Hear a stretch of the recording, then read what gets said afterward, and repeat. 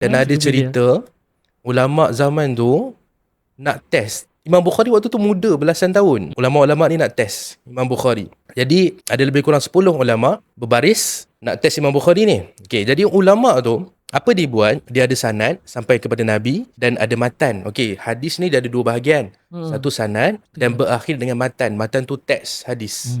Okay. Jadi ulama ni nak test Imam Bukhari, mereka buat apa? Mereka tukarkan sanad dengan matan.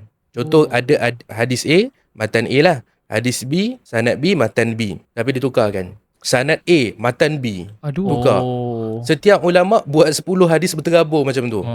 Jadi bacalah pada Imam Bukhari. Dengar, lepas tu tengok. Betul ke tak hadis ni kan? Jadi Imam Bukhari pun dengar semua tu. Dia kata, aku tak tahu. Aku tak pernah dengar macam tu, tak tahu. So ulama fikir, tak adalah hebat mana pun. Okay. Tapi sebelum habis tu, Imam Bukhari kata, okay, yang tadi aku dengar tu, aku tak pernah dengar macam tu. Okay. Dan dia ulang balik, semua yang ulama tadi sebut, ulang balik yang salah tu. Dia ingat semua tu. Walaupun dengar sekali, dia boleh ingat semua sanad tu sampai Nabi. Dan matan tu dibaca yang salah. Okay, dia kata yang ni salah. Yang betulnya macam ni. Dan dia baca semua tu. Dia baca balik yang salah tadi? Dia baca balik yang salah, lepas tu dia baca yang betul. Maksudnya hadatsana. Ya.